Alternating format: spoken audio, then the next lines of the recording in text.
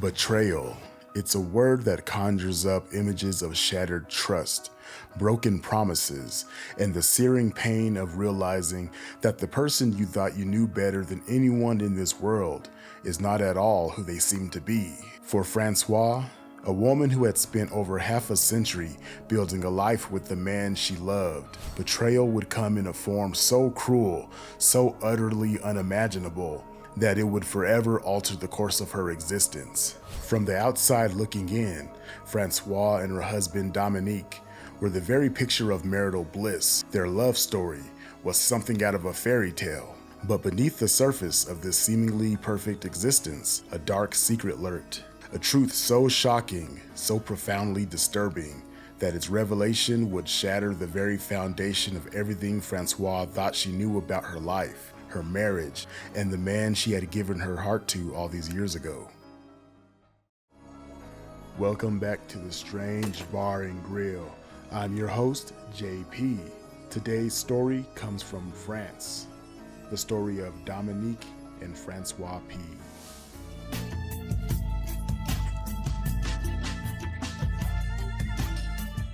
Dominique and Francois were married for over 50 years. They lived in their beautiful home in Provence, France. They were grandparents, and they would receive visits from their grandchildren and their 3 adult children on a regular basis. They loved their family. The family loved them. They were even described as being just super lovely people from all of their neighbors. They seemed to have the perfect life, full of love and good times together. But nothing is as perfect as it seems. In fact, Dominique had a dark secret he was keeping from his wife, Francois, a secret he had hoped would never come out, but it did. You see, all couples go through their ups and downs, to varying degrees, especially after you've been married for 50 years. They've probably ran through a lot of the typical issues some couples have after 50 years, right? Whether it might be lying, cheating, just overall losing trust in their relationship. And that might be on the extreme end, actually. The whole cheating and whatnot. But typically you have your ups and downs. Some couples just seem to lose that spark, that romance. A lot of couples go through that. Especially after 50 years, you're probably gonna have your ups and downs, right? Now, they could typically get through most of these things by just talking it out and communicating with one another, because communication is key. Even when Dominique brought up the idea of wife swapping, Francois, she didn't get upset. She just said, hey, I'm not into it. I just can't be with somebody that I'm not emotionally connected to. Dominique would bring it up a couple of times, and then he ultimately says, you know what? I respect my wife's wishes. I'm just not gonna keep proposing this to her. So he dropped it there. And Francois was very, very appreciative of that. That's why they've been together for so long, because they can talk and they can communicate and they can get through almost anything. Again, almost anything, not all things. About 40 years into the marriage, Francois would develop sleep problems. She would have these horrible, vivid nightmares of being attacked by monsters. And in her dreams, these monsters would just really do work on her, just beat her up in her dreams. And it was just really affecting the quality of her life, her sleep, her mental health, and everything. And she was just so forgetful, she couldn't remember a thing. It was just like she could not get a good night's rest. Something was depriving her of sleep. And also the next day, she would feel like her body was just in physical pain, like the dreams were just that bad. And maybe this is just a woman's intuition, but she knew that something wasn't right for a while now. And sometime in the year 2020, Francois would discover the cause of these nightmares, and it would be shocking to say the least. One evening, Francois would get a call from the local police department. The police said they had something that they needed to show her immediately. So Francois, feeling that the matter was urgent, she decided to meet with the police.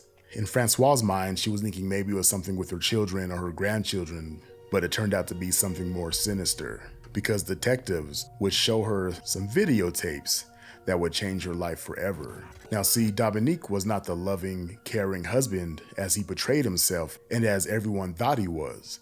Dominique was doing some very sketchy things on the internet. He allegedly contacted other men on an internet website called Without Her Knowing. It was an internet forum where the members would discuss performing sex acts under unwitting and unconscious partners, often drugged up, so it was very, very non-consensual, of course. Now, Dominique spoke to 80 plus men and invited those men to forcibly assault his wife while she was knocked out.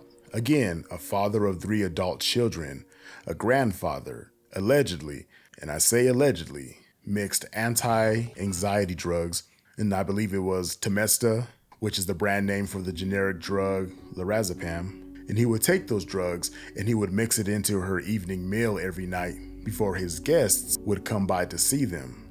And these disgusting, vile human beings were between the ages of 26 and 73, all walks of life, like firemen, journalists, IT workers at a bank, prison guard, a nurse, you name it.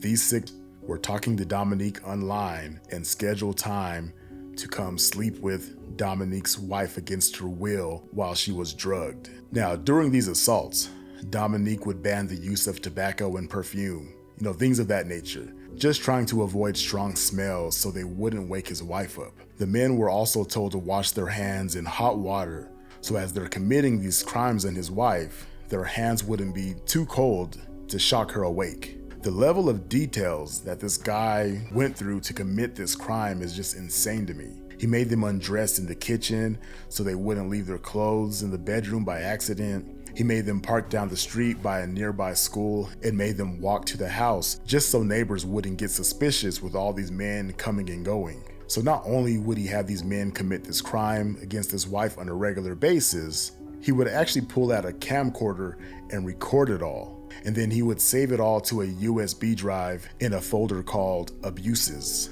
And this is the footage that police showed to Francois on that day. And of course, Francois was just completely shocked. She broke down in tears. She was confused. She didn't know what the hell was going on.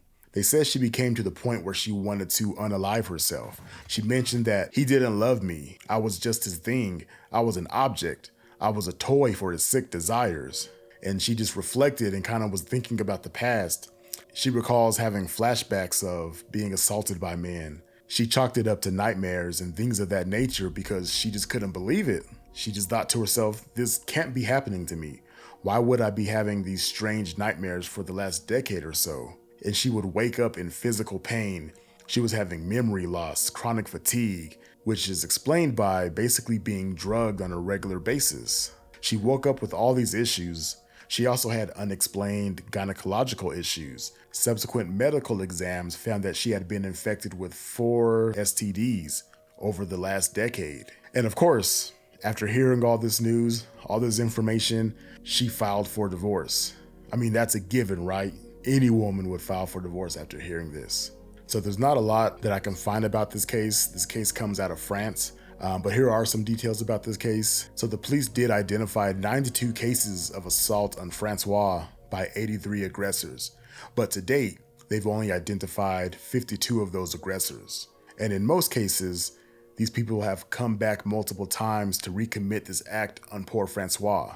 And just a little more here about this Dominique guy. This is not the first time he was involved in something evil and disgusting. Apparently, he was a multiple assaulter and murderer. He allegedly killed a young real estate agent back in 1991, but somehow he managed to not get charged in that crime. And he was known to go around town with a little pin camera and film under women's skirts in supermarkets and stores and whatnot. And that's actually how he got caught committing this crime, because a woman caught him trying to film underneath her skirt. The police investigated him and discovered his USB drive with all his abuses that he was committing on his wife. And upon further investigation, it also came out later that he was also filming his eldest child while they were knocked out. So he was also mixing up that drug for his children as well, knocking them out, doing strange things to them, and then also filming it on top of that. And he would just do other creepy things, like he would film his children in their underwear. And it also came out later that he was doing some strange things to his grandchildren as well, like giving them toys to make them undress in front of him, and then he would film that as well and share it amongst the creeps and other sickos on that website.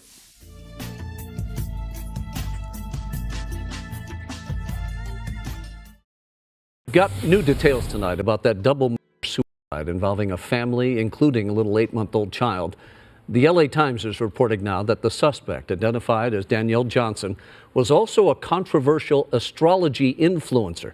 who was worried about this week's solar eclipse. Police sources telling the LA Times that those concerns over the eclipse may have been a contributing factor in the crime. Why do some people lose their minds when there's a solar eclipse? According to scientists, there is a link to solar eclipses and temporary insanity, from an increase in crime to an increase in fatal car crashes. In general, law enforcement bodies anticipate more bad behavior than usual during an eclipse. Scientists believe we're all susceptible to eclipse madness. That may be true, but are we susceptible to committing outlandish and heinous crimes against our loved ones? Well, that's exactly what happened on April 8th, 2024. And I'm pretty sure you've never heard a story quite like the one I'm about to tell you. Hello strangers, welcome back to the Strange Bar and Grill. I'm your host, JP, and this is the story of Danielle Johnson and the eclipse.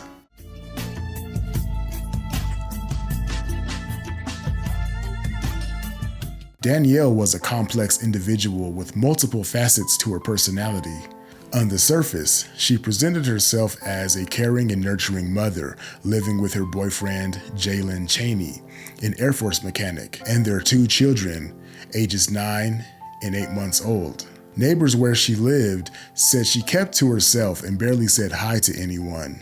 However, there was another side to Danielle that not many knew about. Danielle was a certified Reiki master teacher who was also trained in over 10 different alternative healing modalities or techniques. Reiki means the universal life energy. It's an ancient healing method that manipulates energy flow in the body. Reiki practitioners believe that there's an energy force in and around the body, and they believe that there is a flow of energy between the Reiki practitioner and the receiver of the treatment. It's thought that Reiki releases energy flows and allows the body's own natural healing ability to work. At a young age, Danielle had a near-death experience at 3 years old, which served as her rite of passage into shamanism.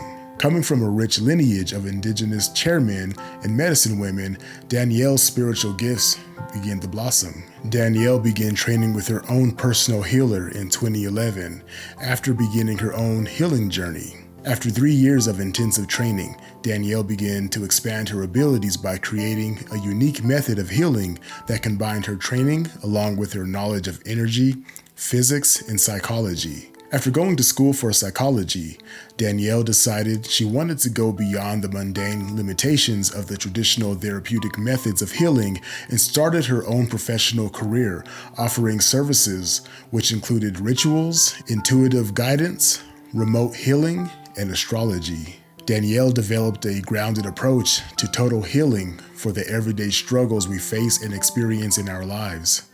Danielle Johnson was a figure who had carved a niche for herself as an astrology influencer as well as a recording artist with 4 albums to her name. She had over 100,000 followers.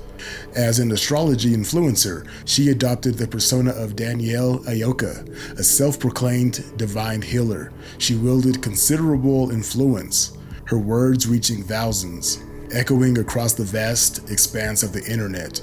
Her residence, an upscale apartment in Los Angeles, reflected the success she had garnered. She made several disturbing posts. Some were anti-Semitic, others were about her fear of the eclipse and apocalypse.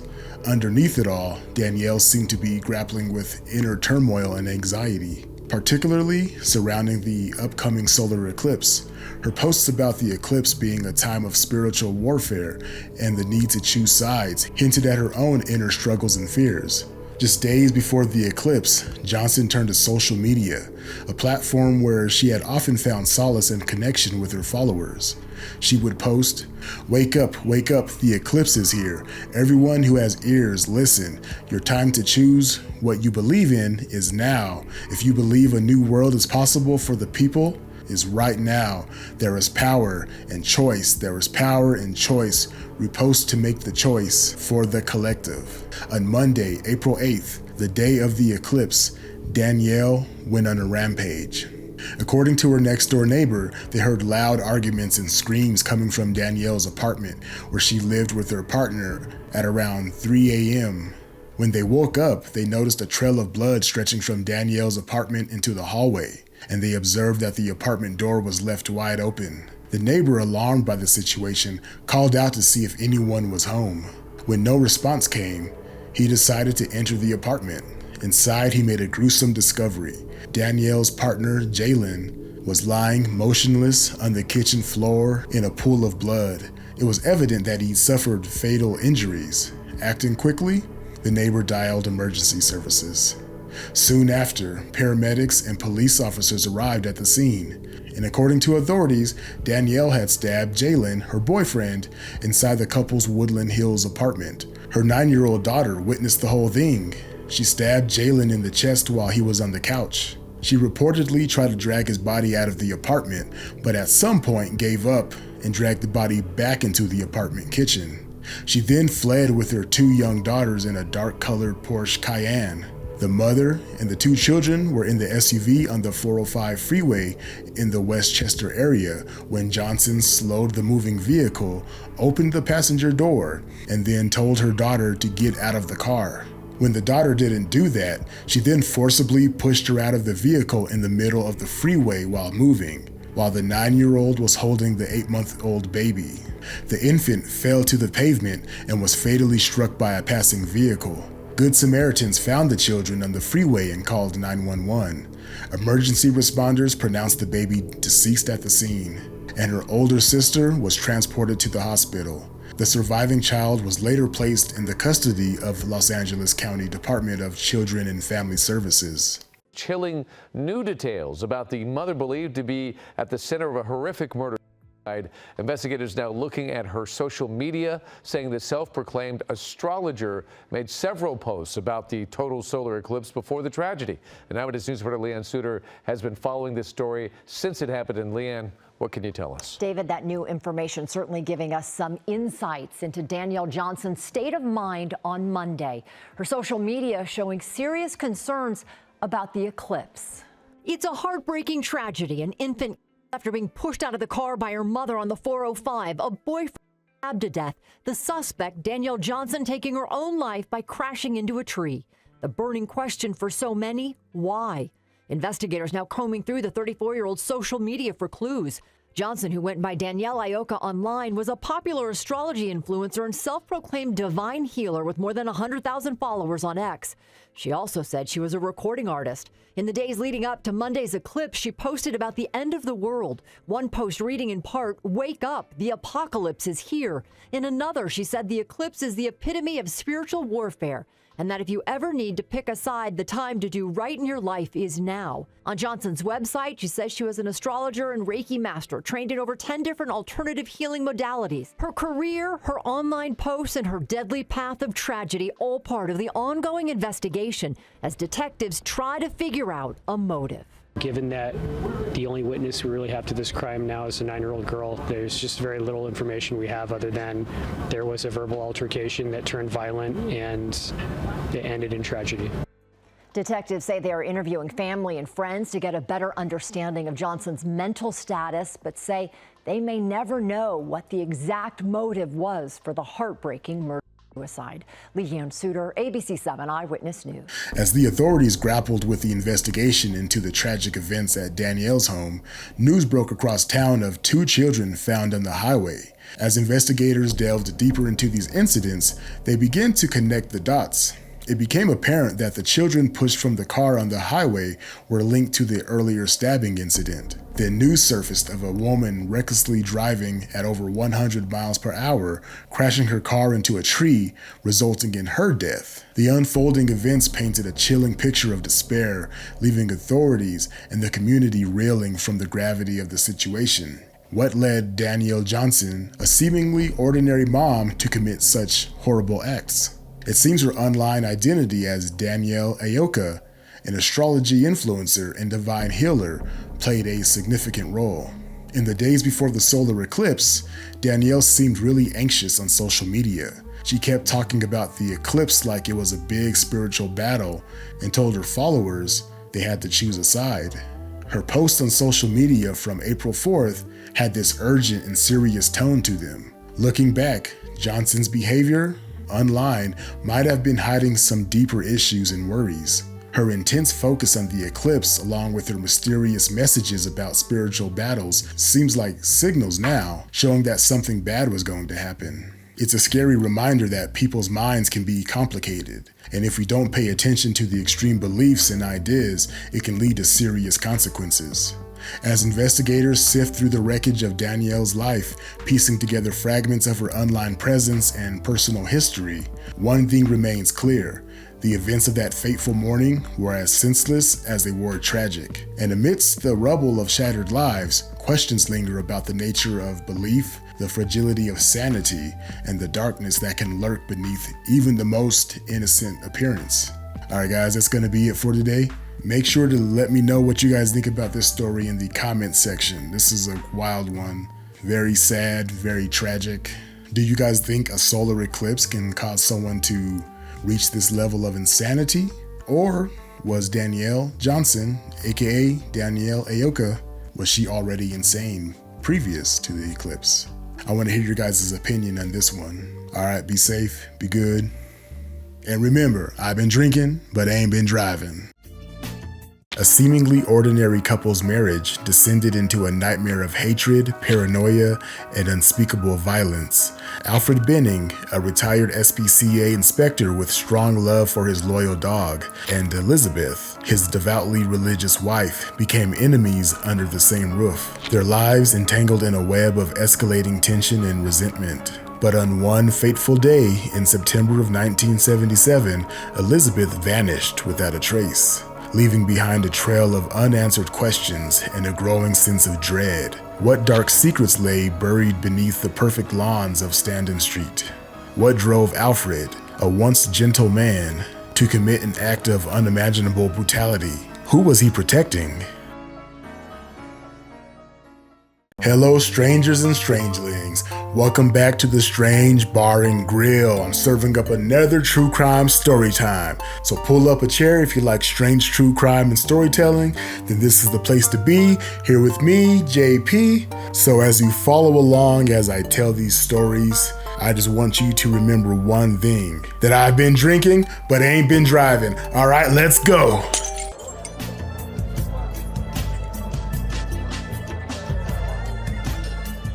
In the quiet, unassuming neighborhood near Karori Cemetery on the fringes of Wellington, New Zealand, a seemingly ordinary couple's relationship was slowly unraveling, stitch by stitch. Alfred Benning, a 46-year-old man with a gentle demeanor, had retired from his post as an SPCA inspector and found love again with his second wife, 43-year-old Elizabeth. She too was previously married, and she initially found some solace in Alfred's companionship. And I say initially, because this is about to go downhill. They made their home together on Standen Street, a residential avenue lined with tidy houses and these beautiful manicured lawns. At first glance, Alfred and Elizabeth appeared to be a picture of domestic tranquility. Alfred was known for his soft-spoken nature and his adoration for his tiny Dutch Keeshond, a loyal canine companion that never left his side.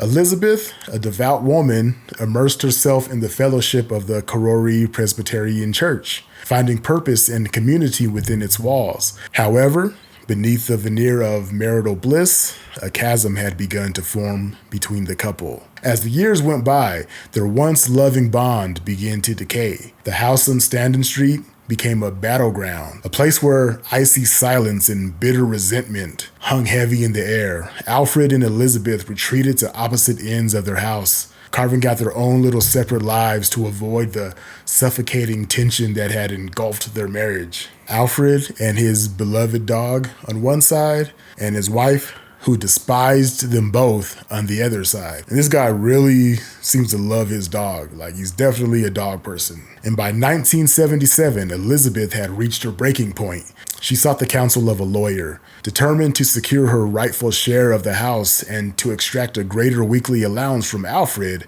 The legal proceedings only served to further fuel the animosity between the estranged couple. Elizabeth confided in her close friends that she was suspicious of Alfred, probably because his name's Alfred. Like, Alfred's definitely the top 10 most suspicious names ever. She was right to fear that Alfred may be plotting something sinister. and that they may never see her again. Unbeknownst to many, Alfred had transformed the basement of their home into a macabre workshop. Retired from his role at the SPCA, he had taken on a grim task, euthanizing animals in a makeshift gas chamber hidden beneath the house. Elizabeth's unease grew with each passing day, haunted by the terrifying possibility that she might meet her end in that very chamber. And just real quick, ladies, women out there, if your husband builds a gas chamber in his basement, run like hell. Especially if his name's Alfred on top of that. Run. I knew an Alfred in high school. That motherfucker was crazy. Run. Sorry for anyone that's named Alfred and you're nice people. I'm sure you're decent people. But if you got a gas chamber in your house, you're crazy. In September of 1977, Elizabeth embarked on a journey to Canada to aid her sister who had been gravely injured in a car accident. At least that was a story that Alfred told. But with his wife out of the picture, Alfred wasted no time in indulging in his desires. He sought the company of sex workers, even going as far as to hiring one as his housekeeper just a week after Elizabeth's departure. However, the woman grew suspicious of Alfred's peculiar behavior and reported her concerns to the authorities.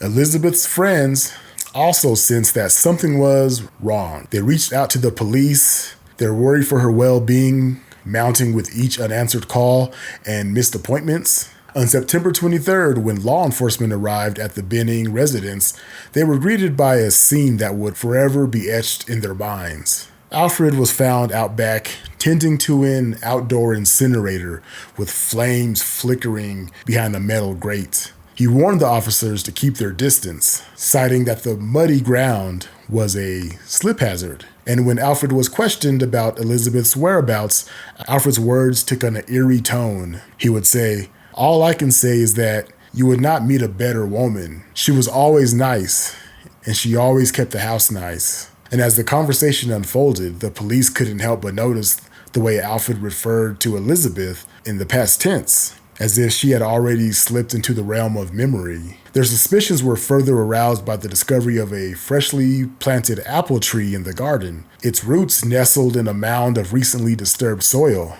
What they unearthed beneath that tree would forever shatter the illusion of normalcy on Standen Street. Elizabeth's body, brutally dismembered and wrapped in newspaper, lay in a shallow grave, a grotesque testament to the depths of human cruelty. The ashes in the incinerator yielded grim remnants, a denture plate, and metal from a corset, fragments of a life extinguished. Alfred found himself in the clutches of the law, charged with the heinous murder of his wife. At trial, he spun a tale of self-defense, painting Elizabeth as a suicidal, knife-wielding assailant who threatened both his life and that of his beloved dog, his dog that he just loved so damn much. He claimed that in the heat of the struggle, he had kicked her in the stomach and strangled her with a window sash cord, only realizing the gravity of his actions when it was too late. Yet the evidence told a whole different story. The meticulously cleaned laundry room, the traces of Elizabeth's blood lurking beneath the linoleum, and the stack of library books on Alfred's bedside table, 5 of which delved into the dark world of murder, all pointed to a far more sinister truth. Despite his lawyer's attempts to portray the killing as an unplanned act of desperation, the jury saw through that facade. And in a matter of a few hours, they returned a verdict that would seal Alfred's fate. Guilty of murder, he was sentenced to life behind bars, his freedom forever forfeit, until his dying day in prison in 1996. Alfred never expressed a shred of remorse for the brutal slaying of his wife, his heart as cold and unyielding as the steel bars that confined him. Had it not been for a TV movie released in 2015, the tragic tale of Alfred and Elizabeth Benning might have faded into obscurity. Described as a melodramatic black comedy, the film sought to bring their story to life, casting Simon O'Connor as the passive-aggressive Alfred, spiraling toward psychosis, and Geraldine Brophy as his emotionally abusive wife, Elizabeth. But what do you guys think of this one here? Do you guys think that he just had enough of Elizabeth? She took him to court, he got fed up and decided he was going to take her out? Did it sound like he was losing his mind the whole time and just getting more and more down this dark path? But I'm curious to hear from you all in the comment section. What do you guys think?